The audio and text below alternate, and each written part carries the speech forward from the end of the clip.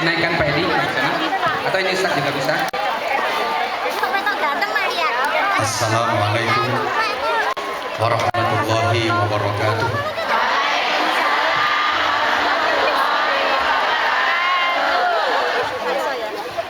Belum ceramah udah banyak saweran. Bismillahirrahmanirrahim. Alhamdulillahilladzi ja'alana minal ladzina amanu wa 'amilus sholihati wa tawashaw bil haqqi wa tawashaw bis sabr. Asyhadu an la ilaha illallah wahdahu la syarika lah wa asyhadu anna Muhammadan 'abduhu wa rasuluhu la nabiyya ba'dah. Allahumma shalli wa sallim wa barik ala sayyidina wa maulana Muhammadin sahibi syafa'ah wa ala alihi wa ashabihi wa tabi'in wa man tabi'ahum bi ihsanin ila yaumil qiyamah. Subhanaka la ilma lana illa ma 'allamtana innaka antal alimul hakim. Rabbi shrah li sadri wa yassir li amri wahlul 'uqdatam min lisani yafqahu qawli waj'al li waziran min ahli. Rabbana atina min ladunka rahmah wa hayyi' lana min amrina rasyada. Amma ba'du. Yang sama-sama kita hormati, kita cintai dan kita banggakan, beliau Bapak Dubes RI di Singapura, Bapak Dirjen Ketenagakerjaan RI bersama kru yang hadir, Mas Didin, para pejabat dan seluruh pegawai Kedubes RI Singapura yang saya hormati, ibu-ibu, bapak, saudari-saudari saya, ikhwatul iman, jamaah sekalian. Alhamdulillah, hari ini bagi saya secara pribadi spektakuler. Saya dipertemukan Allah dengan makhluk-makhluk mulia, karena memang dalam Islam wanita itu sangat mulia. Semulia-mulianya laki-laki adalah laki-laki yang memuliakan perempuan. Serendah-rendahnya laki-laki adalah laki-laki yang merendahkan kaum perempuan. Ma akraman nisa illa karim wa ma ahanahunna illa laim. Rasulullah bersabda, tidaklah memuliakan kaum perempuan, kaum wanita, kecuali laki-laki yang mulia, dan tidaklah merendahkan kaum perempuan, kaum wanita, kecuali laki-laki yang rendah. Maka dalam Islam, an-nisa imadul bilad, wanita itu adalah tiang negara. Tegak runtuhnya negara itu faktor urgen yang menentukan adalah kaum wanita, sehingga wanita disebut tiang negara, sedang laki-laki cuma tiang jaler. Maka mohon maaf, untuk menghormati dan memuliakan panjenengan semua yang mayoritas kaum perempuan, saya ceramahnya sambil berdiri. Karena saya sadar dan saya tahu hasil riset, survei dan penelitian terbaru membuktikan bahwa laki-laki yang tahan berdiri itu lebih dicintai kaum perempuan.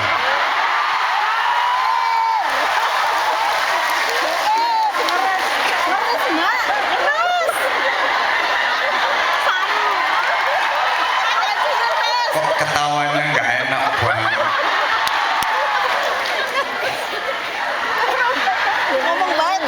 Sampai-sampai surga itu di bawah telapak kaki.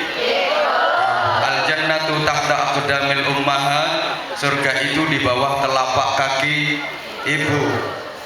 Ini dalil untuk laki-laki, bukan untuk perempuan. Dalil ini untuk laki-laki, tujuannya agar laki-laki itu menghargai, menghormati dan memuliakan kaum perempuan. Sadar betapa surganya di bawah telapak kakinya perempuan. Dalil ini tidak boleh dipakai untuk perempuan. Nanti kalau dalil ini dipakai senjata perempuan, gawat. Bisa-bisa kurang ajar sama laki-laki. Jangan mentang-mentang sama aku, surgamu tuh di bawah telapak kakiku. Iki dramaku ana teleke dilatih.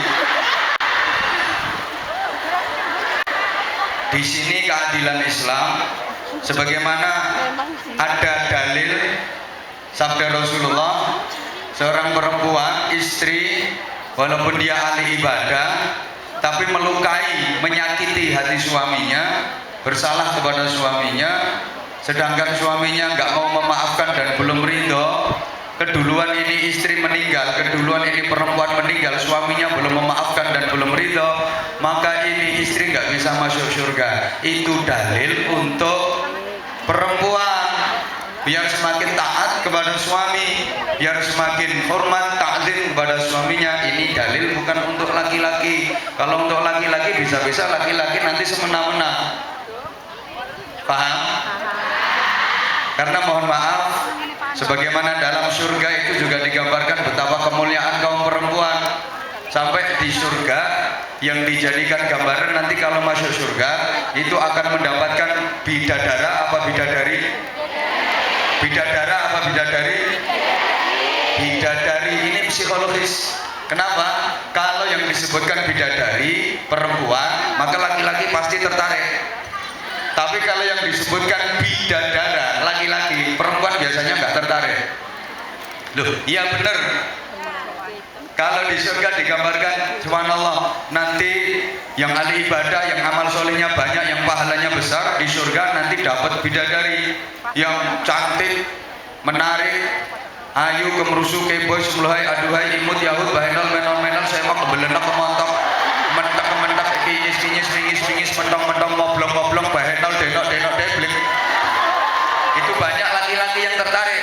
Tapi coba misalnya digambarkan ibu-ibu, mbak-mbak, nanti kalau ibadahnya bagus, amal solehnya banyak, pahalanya besar, masuk surga, di sana disediakan bidadara yang tinggi-tinggi, gede-gede, alot-alot, yang kowotot-kotot, sama sekali tidak tertarik. Bener. Maka kalau dalam ruangan itu isinya penuh kaum perempuan, kalau dalam satu ruangan isinya perempuan-perempuan, bisa dipastikan banyak laki-laki yang intip, bisa dipastikan banyak laki-laki yang nginceng. Tapi kalau dalam ruangan itu isinya laki-laki semua, nggak akan ada perempuan yang ngintip, kecuali perempuan yang sakit jiwa. Ini artinya apa? Secara psikologis, memang perempuan itu suka diperhatikan, laki-laki suka memperhatikan. Secara psikologis, laki-laki suka melihat, kalau perempuan sukanya di, laki-laki sukanya memandang, kalau perempuan sukanya di. Begitu, laki-laki itu sukanya merhatiin, kalau perempuan lebih suka diperhatiin, sehingga aksesoris itu banyak laki-laki apa banyak perempuan? Banyak perempuan, aksesorisnya luar biasa, bro, saya kadang pitulas.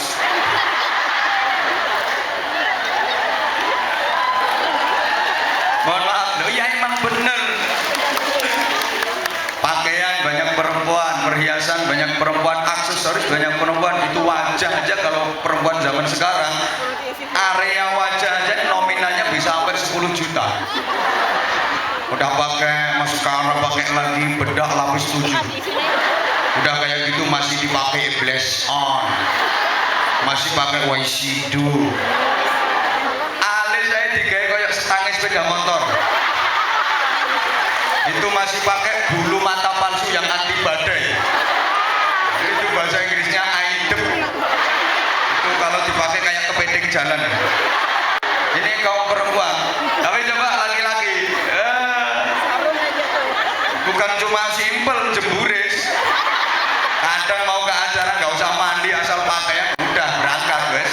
Celananya sampai ono gambari bulu. Nggak mikirin itu kalau laki-laki. Mohon maaf sehingga ibu, kalau masuk ke dalam satu kamar di situ kok banyak cermin, banyak kaca cermin, itu tandanya kamarnya cowok apa cewek? Bisa dipastikan itu kamarnya cewek. Kalau kamarnya cowok kayak kamarnya Pak Didin, paling adanya pecahan kaca spion. Itu pun ada kecelakaan, Pak Didin mendekat bukannya mau nolong, ngambil pecahan spionnya itu. Allahumma sholli ala Muhammad. Itu secara psikologis. Mohon maaf, perempuan bekerja itu boleh apa tidak? dalam Nggak boleh. Satu ketika putri Rasulullah Shallallahu Alaihi Wasallam, Karena tidak boleh. Sayyidatun Nisa'i Ahlil Jannah, Ya kan? the price. Kasih to. Karepe yo ben rada gaya cici.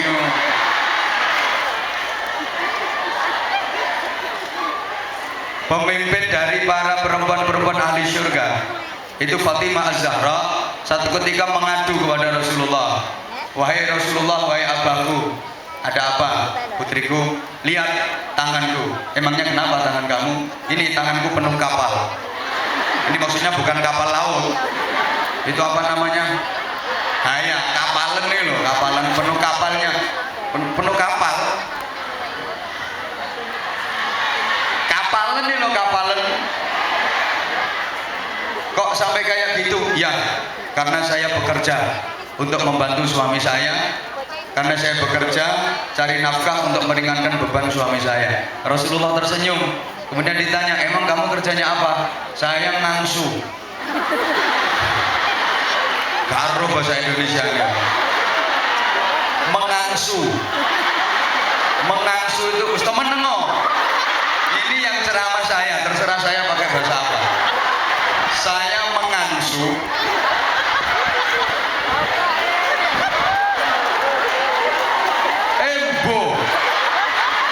Mengambilkan air apa dirjen gayane guyu. Atik pura-pura gak ngerti omahmu Malang ayo.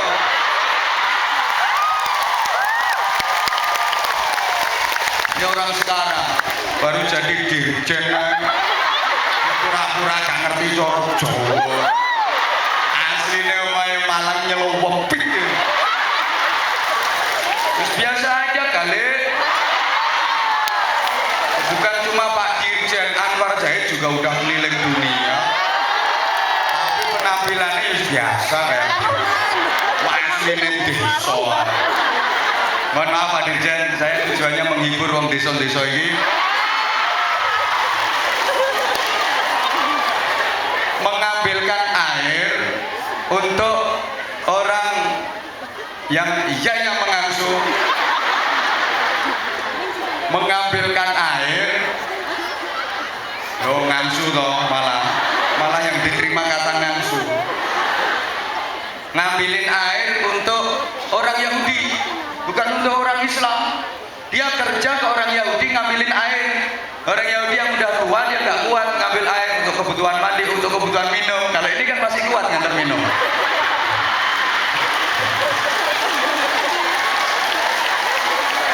Makasih bro. Ini orang Yahudinya udah nggak kuat. Koyo pas tekomu itu kok pas. Iki sing pinter kene dudu iku. Jadi ngambilin air untuk orang Yahudi untuk kebutuhan minum, untuk kebutuhan mandi dengan upah sekian. Kerja kepada non muslim itu hukumnya diperbolehkan dalam Islam asal kerjanya dalam koridor-koridor yang benar. Maka tidak usah khawatir kalau ada yang bilang wah kerja sama non muslim itu hukumnya haram, suruh menghadap saya tak tutup aneh dasi. Sedang putri Rasulullah sendiri juga kerja sama orang Yahudi ngambilin air itu loh, dapat upah sekian untuk meringankan beban suaminya. Justru perempuan seperti itu perempuan yang luar biasa itu. Padahal sesungguhnya kerja itu kewajiban istri apa kewajiban suami? Agama apapun seperti itu prinsipnya. Laki-laki sebagai penanggung jawab, tapi mulia luar biasa seorang istri yang mau meringankan beban suami. Subhanallah, meskipun sebenarnya suaminya yang kurang benar.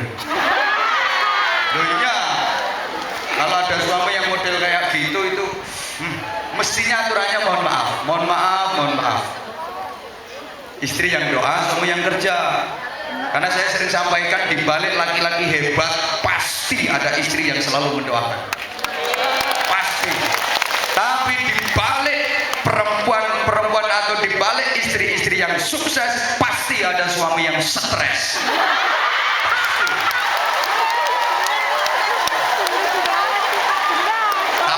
Tabel ini biar para suami kupingnya bolong.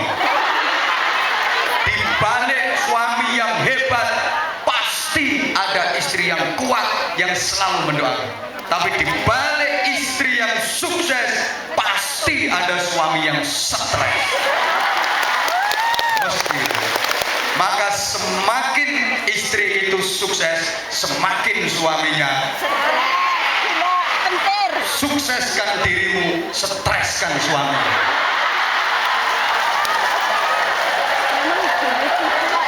Subhanallah.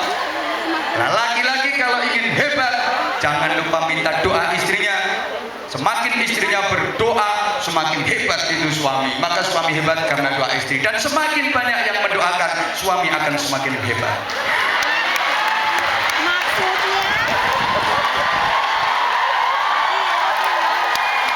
Kok nggak mau? Ya namanya saja istri. Itu kan adalah 3. Kalau cuma 1 iswan. Kalau 2 namanya istu. Istri itu berarti 3. Kalau 4 ispo.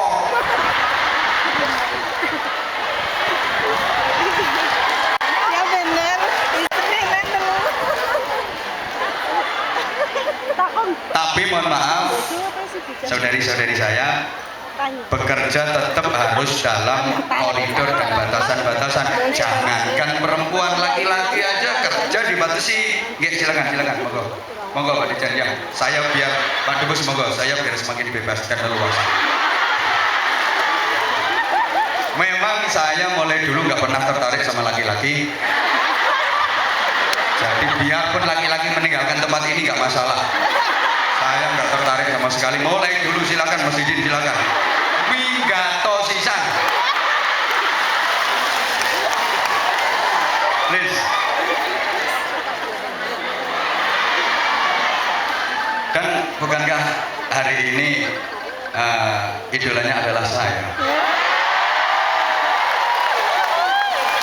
Yang cemburu silakan meninggalkan tempat ini. Oke, selamat ulang tahun saudara saya Mas Didin. Hari ini spesial buat beliau. Mudah-mudahan semakin berkah.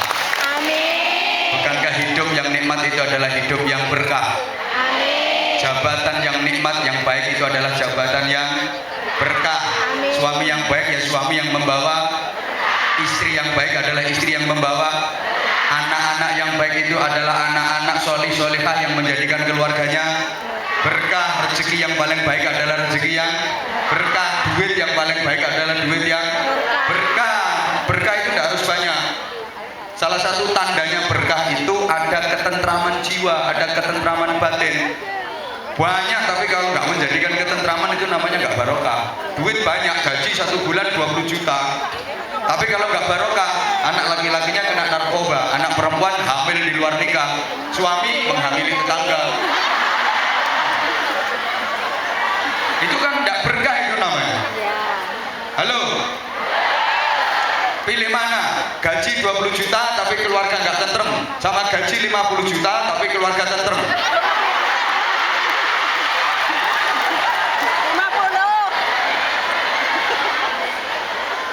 Nah, agar kehidupannya berkah, pekerjaan itu bisa menjadikan berkah, insya Allah nanti saya sambung keterangannya di belakang. Biar penasaran, biar nanti saya diundang lagi. Triknya orang ceramah ya kayak gitu. Kalau langsung dituntaskan nggak diundang meneh. Yang pertama, koridornya orang kerja itu pertama tentu saja tidak melanggar syariat. Kerja terus sampai tidak bisa melaksanakan kewajiban, sampai nggak bisa melakukan sholat misalnya. Wah, ini majikan saya keren banget, majikan saya kejem banget, saya dilarang sholat, saya nggak bisa mengerjakan sholat. Nggak ada orang yang nggak bisa mengerjakan sholat selama masih hidup. Jadi kalau majikan saya ini jahat sehingga saya nggak diperkenankan untuk melaksanakan sholat, itu sama sekali alasan yang salah. Kenapa salah? Karena selama orang itu masih hidup pasti masih bisa sholat. Jangankan yang meger-meger kayak jenengan, orang yang sudah megap bekali itu karek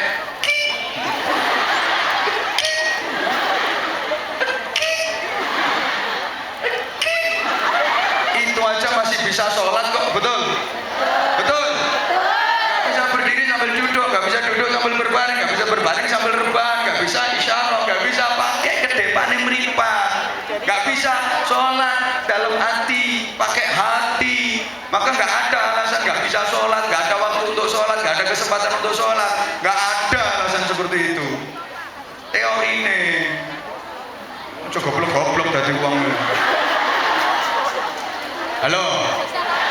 Nah yang kedua, jangan sampai pekerjaan itu sesuatu yang dilarang oleh syariat. Contoh, meskipun gaji besar tapi memproduksi minuman keras. Kok meneng ono sing ngono? Hah? Lo kaget. Atau jadi bandar narkoba, atau jadi kurir sabu-sabu. Kan ada tuh yang dari luar negeri pulang ke Indonesia jadi kurir sabu-sabu, disingit tau negara sempak, disembunyikan. Ada itu bahkan yang dimasukkan, mohon maaf, ke Mrs. V-nya. Boh apa itu jenenge? Vagina itu negara.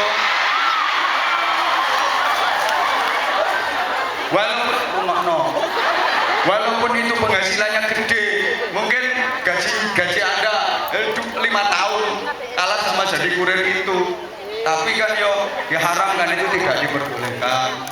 Atau meninggalkan kewajiban mesti dari jenengan semua, pekerjaan yang tidak sesuai dengan kodrat kewanitaan. Contoh, jadi sopir perauto, sopir trek, sopir mobil tronton nih loh, trailer rupa Melayu on. Jadi orang ngerti ya wis, salah murah ngerti. Itu ya itu enggak boleh, enggak bagus. Pokoknya laki-laki saja ada aturannya, ada pagar-pagarnya, ada batas-batasnya, apalagi yang perempuan. Prinsipnya, saudariku sama sekalian, Islam bukannya anti dunia. Jangan salah. Woi. Ajaran Islam bukan hanya menekankan yang hablum minallah saja. Enggak, Islam bukannya anti dunia. Zaman Rasulullah SAW, dulu ada orang yang rajin ke masjid, hidupnya di masjid terus. Pokoknya hidupnya selalu di masjid, dia rajin banget ibadahnya, luar biasa. Dia ahli sholat, ahli sujud, sampai jidatnya itu hitam-hitam. Baduke benjot kakek sujud, lambene jedir kakek dikir, badannya kurus kering karena rajin puasa. Senin Kemis rutin, gak pernah ditinggalin. Tiap hari Senin pasti dia nyenen, tiap hari Kemis pasti dia. Iya. Dia ahli puasa, ahli dikir, wiridan terus. Haji itu dia tiap tahun, umroh itu seminggu 4 kali berangkat. Rumahnya Mekah. Ayo sopo sing arep bantah. Masa bisa umroh seminggu 4 kali? Oh main Mekah, gue. Kan dia rumahnya di Makkah. Luar biasa ya. Ibadahnya bagus. Sampai orang-orang itu pada bilang, wah itulah calon penghuni surga, itulah penduduk surga yang ada di dunia ini. Ya orang itu penduduk surga. Semua orang berkata begitu, dan berita itu sampai kepada Rasulullah. Kemudian Rasulullah mengeluarkan pernyataan, kamu jangan mudah-mudah memvonis orang ahli surga. Enak banget kalau dia ahli surga. Loh iya kan Rasulullah, dia rumahnya masjid, dia nggak pernah keluar dari masjid, hidupnya di masjid itikaf terus sampai bokongnya itu moyor. Dia selalu baca wiridan, lambene umi-umi terus. Padahal belum tentu baca wiridan, bisa jadi ngapal ke utang itu. Dan tangannya selalu pegang tasbih.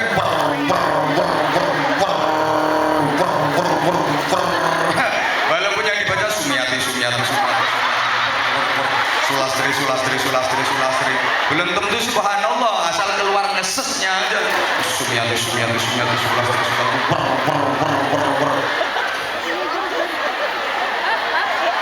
Dia kan selalu iktikaf di masjid. Dia ahli ibadah, hidupnya untuk ibadah, mengabdi kepada Allah. Terus Rasulullah nanya, terus makannya dia dari mana? Nah, itu dikirim sama orang. Yang paling sering kirim ya keluarganya, dikasih makan sama keluarganya. Terus dia kerjanya apa? Tidak kerja Rasulullah. Dia itu hidupnya selalu di masjid, iktikaf saja. Dia selalu beribadah untuk Allah. Jika dia meninggalkan urusan dunia, dia nggak kerja. Rasulullah senyum dan berkata, orang seperti itu nggak akan masuk surga. Itu nggak baik. Orang yang mau bekerja keras tapi tetap mau ke masjid, tetap mau ibadah, itu jauh lebih baik kualitas dan nilai ibadahnya daripada orang yang di masjid terus ibadah mahdhur terus tapi melupakan kerja, melupakan urusan dunia. Laisa bi khiyarikum man taraka dunya lil akhirah wa taraka al akhirah lid dunya walakin man yushibuhuma. Kok mantuk-mantuk wis ngerti karepe. Kok ngene-ngene wis ngerti karepe. Ora ngerti kok gaya ini. Belum tak jelasin. Gak kira ngantuk ketemu wong manis ngene wong. Sayang banget belum tentu setahun sekali bisa ketemu sama aku. Ya ndak GR nyatane manggonku nang ngarep dhewe. Kalau nggak begitu tertarik sama aku, dudukmu di sana loh. Buktinya kamu duduk paling depan. Bahkan ada yang datangnya belakangan, duduknya di depan. Jangan kayak iyo popo, manggon ngarep deh.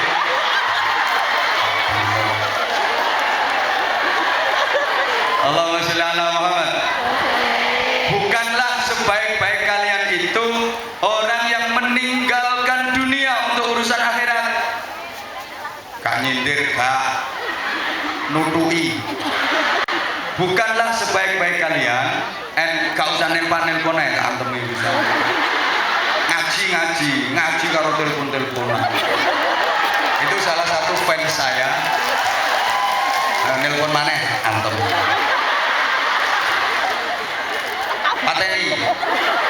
Bojo apa durung di bojo?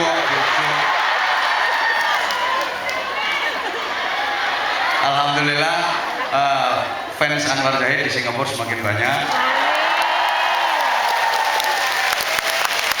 Mas Didit nggak boleh ngiri ya.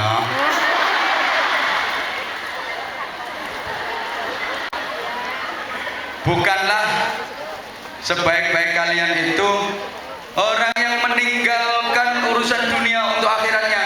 Jadi gak kerja sama sekali, wiridan, sholat, dan sholat-sholatnya dikhusukin takbir aja.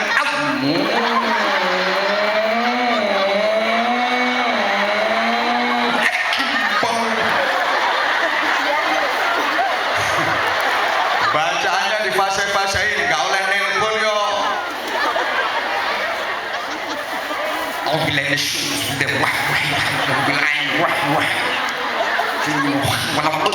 wah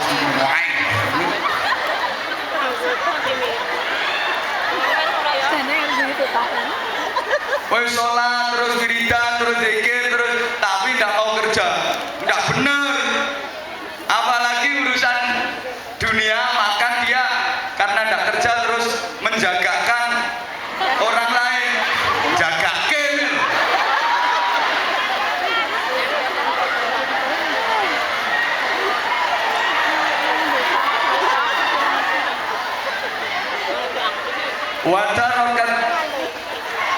Watarokal akhirat di dunia, atau sebaliknya meninggalkan akhirat untuk urusan dunia. Wis kerja tapi tidak mau sholat, tidak pernah mau ngaji, tidak pernah mau berzikir. Wis pokoknya urusannya kerja dan kerja. Bukan itu. Akan tetapi yang terbaik di antara kalian itu adalah walakin man yusibuhuma, tetapi orang yang berusaha untuk meraih kedua-duanya. Dunia dia dapat, akhirat dia dapat. Dunyane kecekel, akhiratnya kecanda. Fid dunya hasanah wa fil akhirati Masih ingat yang saya sampaikan, hidup yang paling nikmat itu adalah ganjarane kathah, bayarane turah-turah. Nggih. Iya, ganjarane kathah, bayarane turah-turah. Wa bataghi fima ataqallahu darul akhirah wa la tansa nasibaka minad dunya. Cari kebahagiaan akhirat, tapi jangan lupa bagianmu dari dunia juga harus kalian raih. Jangan sampai salah. Wong sing paling enak kayak gitu. Maka apapun yang kita lakukan, kita niat konsentrasinya akhirat. Tapi jangan sampai lupa dunianya. Kalau dalam bahasa saya, profesi apapun kita niati ibadah agar kita dapat pahala. Tapi jangan lupa yuk bayaran, yuk ganjaran, ngono lho. Apa wae profesine diniati golek ganjaran, tapi ojo lali nampa bayaran. Kalau jadi petani seperti itu, kerja bercocok tanam, niat ibadah golek ganjaran. Nah, nanti kalau sudah panen entuk bayaran. Pedagang juga gitu, mau ke pasar bismillah, niatnya ibadah golek ganjaran. Nah, nanti kalau dagangnya laris dapat keuntungan ya oleh bayaran. Sama pegawai negeri juga begitu, ke kantor kemanapun bismillah niat ibadah golek ganjaran. Nanti tanggal muda nerimo bayaran. Saya ceramah juga gitu.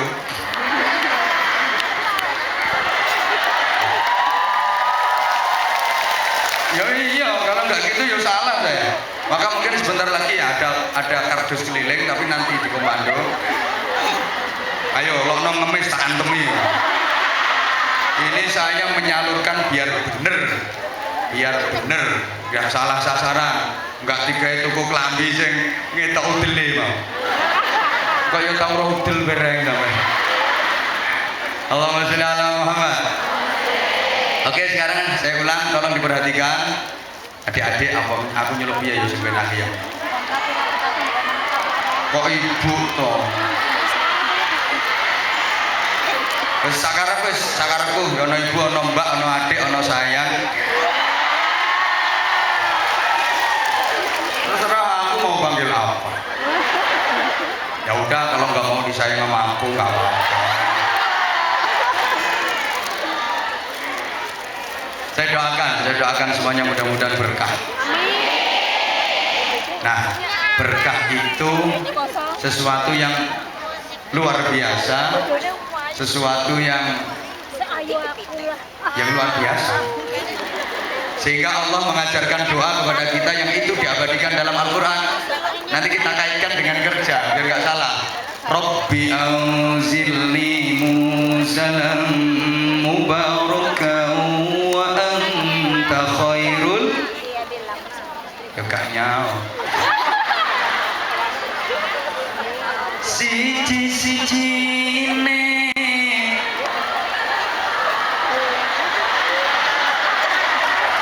lek ngono iku apa? Ya Allah, Rabbi anzilni munzalan mubarakan wa anta khairul munzilin. Ya Allah, tempatkanlah aku dimanapun kapanpun dalam posisi yang selalu engkau berkahi. Apapun yang saya lakukan engkau berkahi, dimanapun saya tinggal selalu engkau berkahi. Karena memang hidup yang paling enak itu kan hidup yang berkah. Dan sekali lagi barokah itu ziyadatul khair ba'dal khair, selalu bertambah kebaikannya. Ada nilai plus, to be excellent. Bukankah? Anjane susah ngomongi wong katro itu.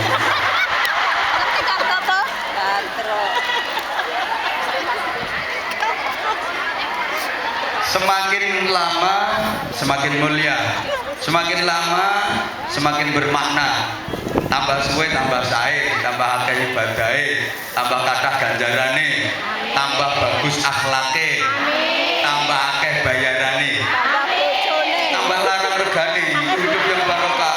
Hidup semakin lama jangan semakin murah. Urip model opo? Awal-awal kerja gajine 20 juta. Untuk 5 tahun gajine kali 2,5 juta. Itu kan yang enggak bener loh. Hidup ini semakin lama harus semakin mulia, harus semakin berharga, harus semakin mahal. Barang donya tambah suwe tambah larang. Betul? Coba solar, bensin, BBM itu semakin lama semakin mahal. Kain, baju apapun itu semakin lama semakin mahal. Oh, tanah semakin lama semakin, harga sawah sekarang semakin lama juga semakin mahal. Makanya suruh hemat tadi sama Pak Dirjen agar bisa beli sawah. Ojo tuku kelambi ya, ganti HP ya. Ini wis HP ya kayak gitu, subhanallah, imbasnya luar biasa. Oh, dulu itu kalau sama kiai didengar nasihatnya, direnungkan, dihayati, diamalkan. Tapi kalau sekarang ada kiai ngomong, itu di like terus di komen.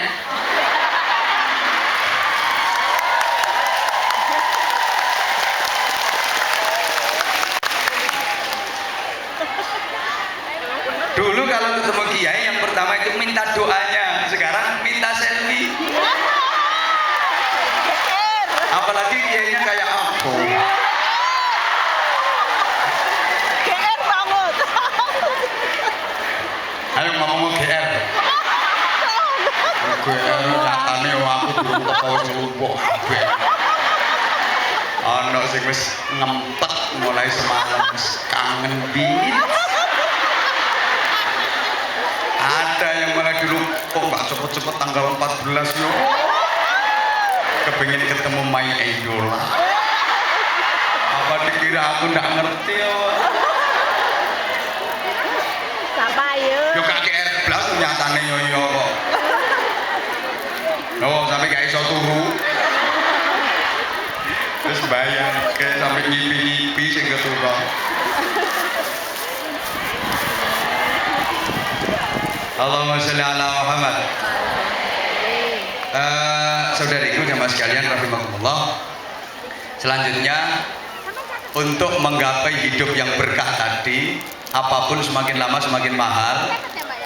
Bumbu dapur aja semakin lama juga semakin mahal. Saya ceramah ya begitu.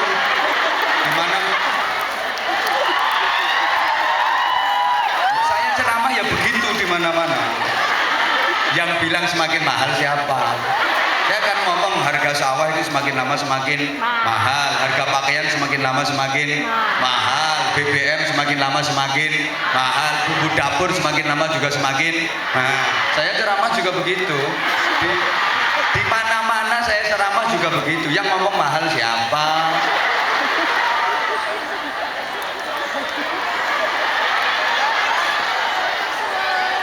Satu lagi.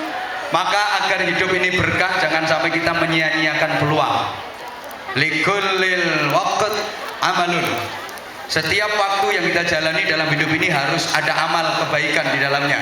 Jangan sampai ada waktu yang kita lalui tanpa ada amal kebaikan di dalamnya. Ingat, al-waqt kasaif.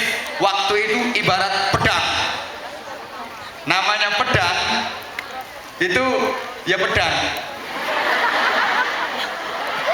Kalau kita pandai memanfaatkan, banyak keuntungan yang bisa kita dapat dari senjata itu. Bukan cuma untuk nakut-nakutin musuh, untuk benteng pertahanan juga. Banyak yang bisa kita raih dengan pedang itu. Tapi kalau kita nggak bisa memanfaatkan, kalau kita nggak bisa menggunakan, maka pedang itu bisa memenggal leher kita sendiri. Demikian pula dengan waktu. Ibarat pedang, waktu kalau kita pandai memanfaatkan, maka banyak hal yang bisa kita raih dengan waktu itu, banyak hasil yang bisa kita raih dengan waktu itu.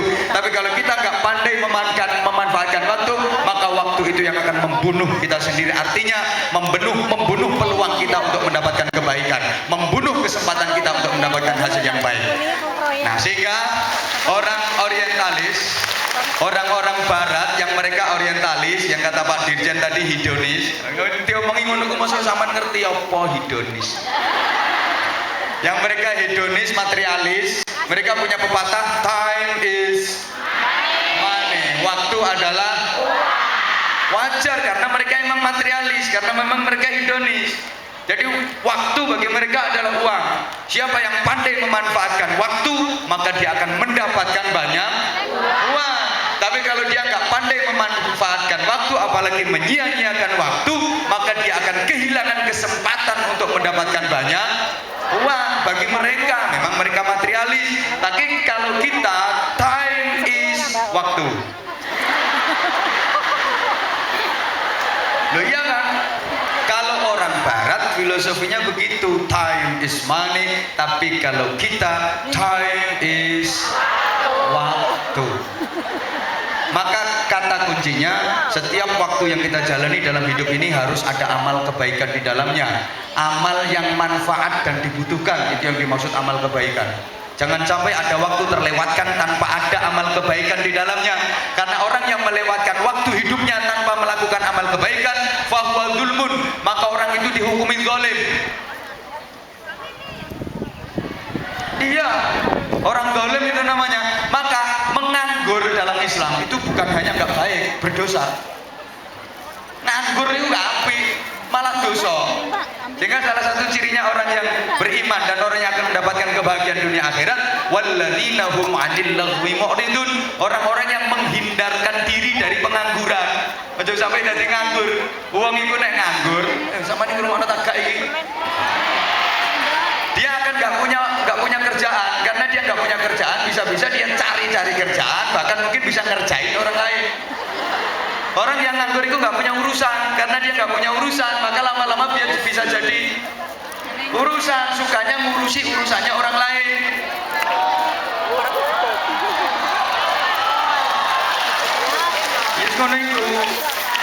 Maka Rasulullah menyatakan, min husni islamil mar'i tarkuhu ma la ya'ni.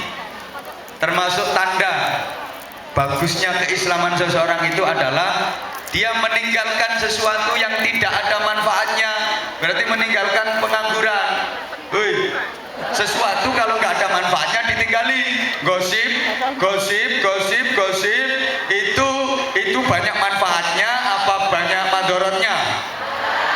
Diulangi, gosip itu banyak manfaatnya apa merugikan? Tapi ada nggak yang suka gosip yang datang di sini?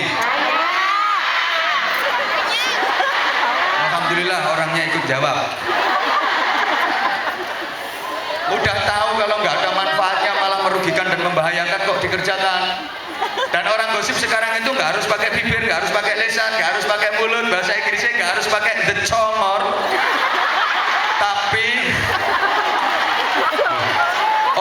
orang gosip sekarang itu bisa pakai tangan.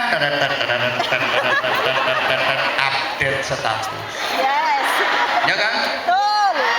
Statusnya mencurigakan.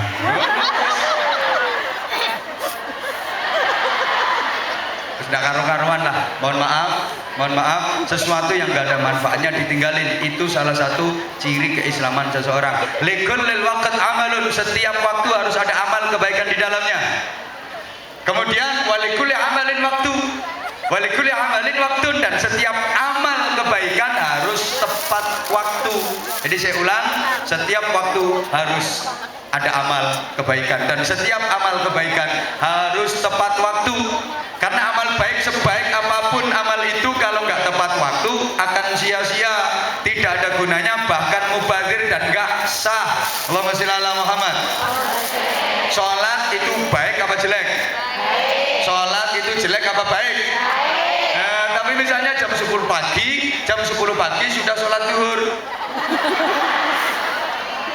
Saking semangatnya jam 11 pagi sholat maghrib.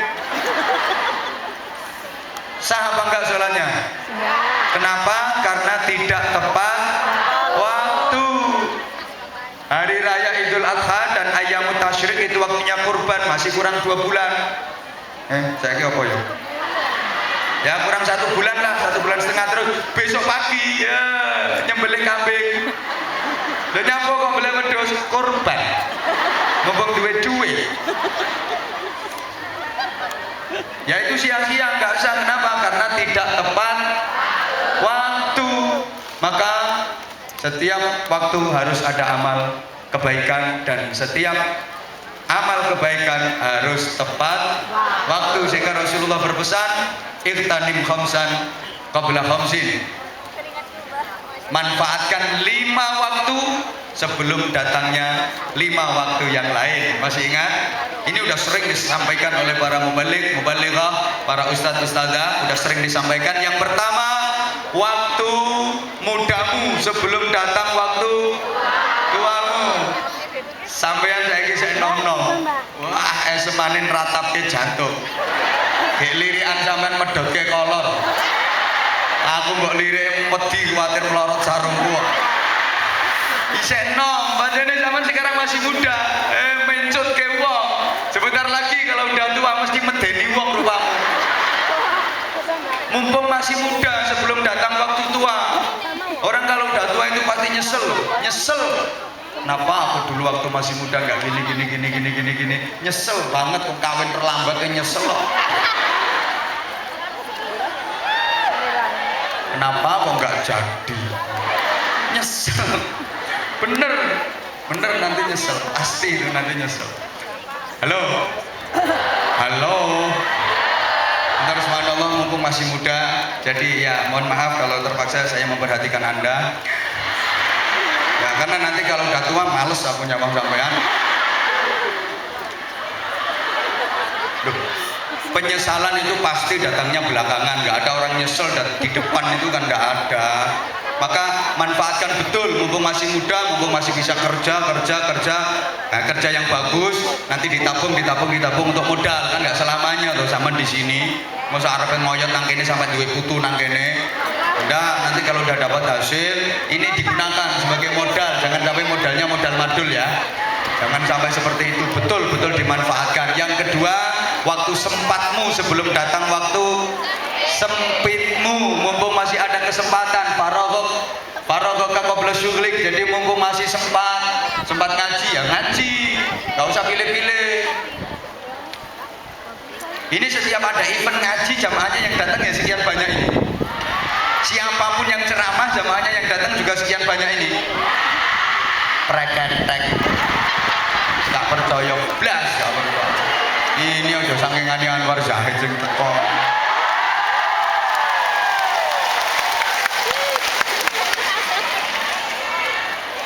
Ayo ngomong OGR mana? Buktine yo kok. Yang ketiga, waktu kayamu sebelum datang waktu miskinmu, mumpung masih kaya, berapapun namanya ya, namanya jenengan ini sekarang yo kaya, timbangannya sing nang omah tandur. Lho iya toh? Oke. Yang keempat, waktu apa ya sing urung yo? Sehatmu sebelum datang waktu sakitmu, sehat-sehat semua, mumpung sehat sebelum datang waktu sakit, manfaatkan kesehatan itu dengan sebaik-baiknya. Dan yang kelima, waktu hidupmu sebelum datang waktu matimu, kan semuanya akan mati. Subhanallah, alhamdulillah, kematian itu a mysterious problem. Ya artinya sesuatu yang pasti akan terjadi, tapi kita nggak tahu kapan, di mana, dan dalam kondisi bagaimana kita nggak tahu, karena memang mati itu misteri. Dan alhamdulillah manusia itu nggak dikasih tahu dan nggak tahu kapan matinya. Kalau manusia tahu kapan matinya ya malah repot, nanti bisa broadcast, nanti bisa bikin undangan nanti hadirilah pemakaman kami 4 hari lagi. Nah, wes WA ning grup langsung disebar, jangan lupa ya datang ke pemakamanku.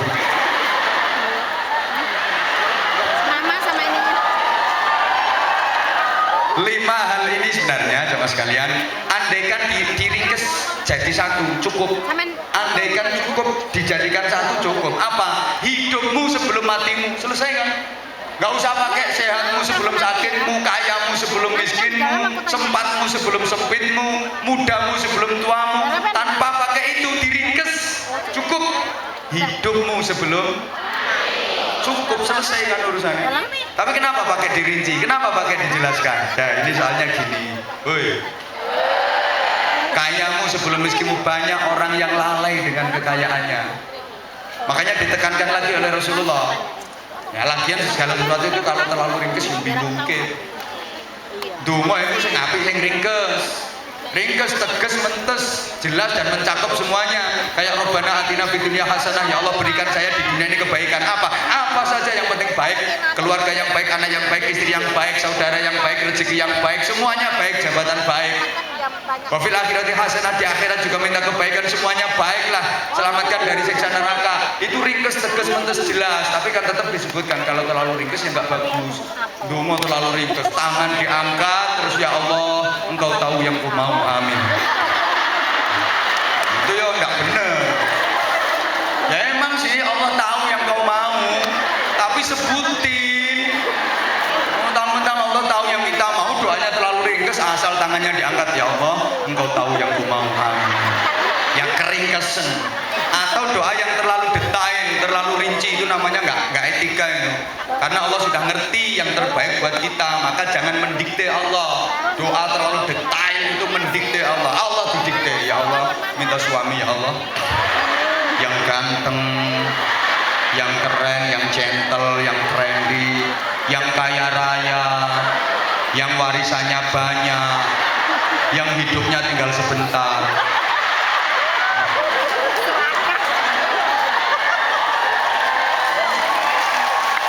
Allah kok didikte. Saya juga gitu, kalau di cowok-cowok tak bilangi, kalau minta istri ya Allah yang solihah, yang ahli ibadah, yang bisa menjadi istri baik buat saya, yang bisa menjadi ibu baik buat anak-anak saya, ngono. Nggak usah terlalu detail, ya Allah, minta istri ya Allah yang cantik, yang tinggi badannya 178, yang ukuran BH-nya nomor 54, yang rambut geleknya ngeruwel-ngeruwel, yang bokongnya sasisi rongkilan, ya Allah. Ya Allah kok didikte. Atau doa yang sifatnya nuntut ke Allah, maksa ke Allah. Udah seneng sama cewek, seneng sama cowok, doanya ke Allah nuntut setengah maksa. Ya Allah, aku cinta sama dia ya Allah. Kalau memang dia bukan jodohku, kalau memang dia jodohku, dekatkan ya Allah. Kalau dia bukan jodohku, jodohin dong. Allah kok dipaksa. Ada doa yang sifatnya nuntut ke Allah, misalnya nuntut gini, ya Allah, aku jadi manusia ini bukankah Engkau yang menciptakan ya Allah, dan Engkau telah berjanji akan mencukupi semua kebutuhanku termasuk jodohku, tapi sampai sekarang jodohku kok belum datang. Mana tanggung jawabmu sebagai Tuhan? Mana?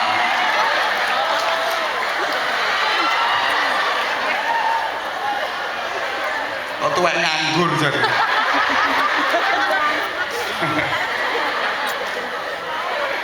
Bu,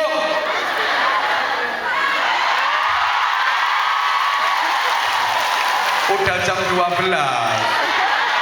Nah, selesainya jam berapa? Yang angkat tangan dua mudah-mudahan diduakan. Doanya nggak baik, Pak. Loh, diduakan apanya dulu? Diduakan anaknya. Laki perempuan kan dua, solih solihah juga dua kan, itu loh, anak itu begitu. Aku pernah ketemu sama anak, sama orang Madura, dia ngomong, anaknya kok banyak banget, ya kan banyak anak banyak rezeki. Ya kok banyak anak itu pendidikannya gimana nanti? Ya banyak anak kan banyak rezeki. Anaknya kok banyak kok nggak ikut KB? Ya justru karena ikut KB banyak anak. Apa nggak masuk KB kok banyak anak? Ya justru karena masuk KB banyak anak. Kalau udah masuk KB nggak jadi anak.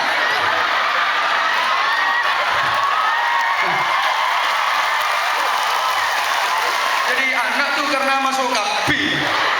Kalau udah masuk KB cuma masuk separuh.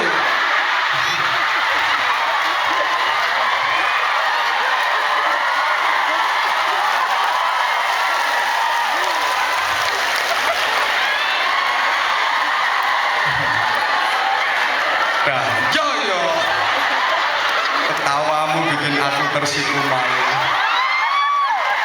Subhanallah. Gimana, dilanjut gak nih? Ya karenanya kita harus pandai memanfaatkan waktu. Pandai memanfaatkan waktu. Ya ini acuannya pada surat yang kalian semuanya udah hafal, hafalin dong. Jangan cuma surat cinta.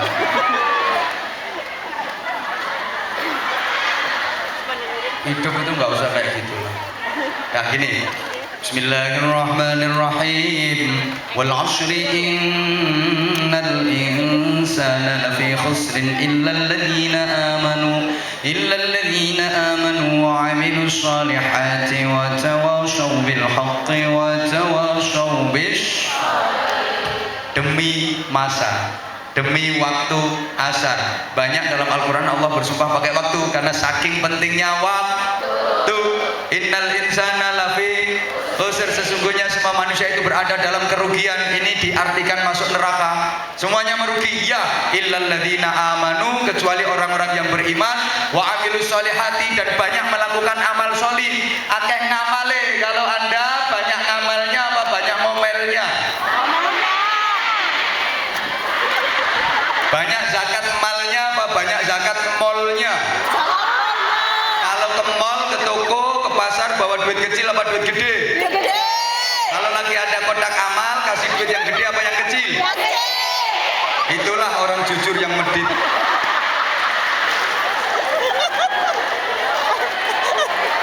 Hei. Maka sebentar lagi kalau ada yang keliling infaknya, kira-kira dikasih yang, kalau minta ngaji terus harus yang gede. Nek sing cilik yo gaham. Hoi. Bilangmu rentek itu. Nyemplungi infak $2. Kualat. Ingat, hoi. Terusin di sebagian harta kita. Ini masih ilal ladzina aman. Nanti saya ingatkan wal asri gitu, takutnya aku lupa materi ini, oke? Soalnya aku kalau udah lihat cewek-cewek cantik tuh suka lupa.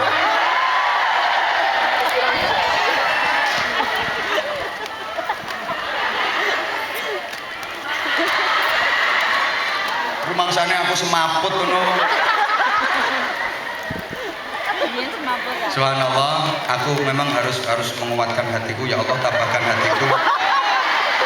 Karena rupanya banyak yang merhatiin aku.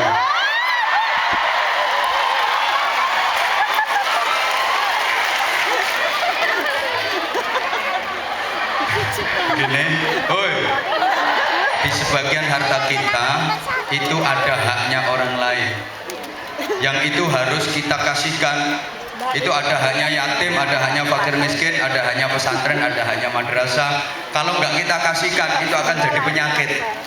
Percaya nggak? Hasil kita, kerja keras kita, ikhtiar kita, upaya kita, usaha kita, dapat hasil. Dari hasil yang diberikan Allah itu ada haknya orang lain, yang itu harus kita salurkan, harus kita berikan.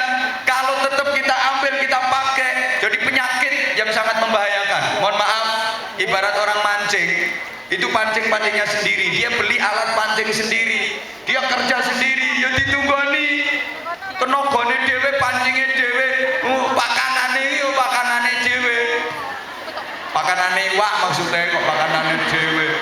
Artinya usahanya dia, kerjanya dia, ditunggoni. Begitu dia gini ada yang cedik ini dapat lele sak lengan. Aku ngomong lele coba yang langsung ora-ora tak angkat. Itu juga pemberian Allah. Lah dia sadar bahwa di dalam ikan lele sing sak lengan ini ada hanya orang lain. Kalau orang yang beriman dan bertakwa, ikan lele ini gak dimakan semua. Karena dia sadar lele ini ono teleke, ono totoke, ono ndase, ono rine, ono buntute, ono patile. Yang dimakan cuma dagingnya doang. Yang dimakan cuma dagingnya saja. Engko ndase gak dipangan, rine gak dipangan, patile gak dipangan, teleke gak dipangan. Iku jatahe kucing. Dia akan sadar seperti itu. Emang dia yang kerja, hasilnya dia yang mancing, dapat ikan lele, nggak akan dimakan semua. Kalau orang mukmin, kalau orang yang takwa, nggak akan dimakan semua, karena dia sadar dalam lele itu ada haknya kucing. Nah iya, lah kalau dapat lele nggak dimakan semua, tapi kalau kerja dapatnya duit kok dimakan semua. Padahal duit itu ada dasnya. Duit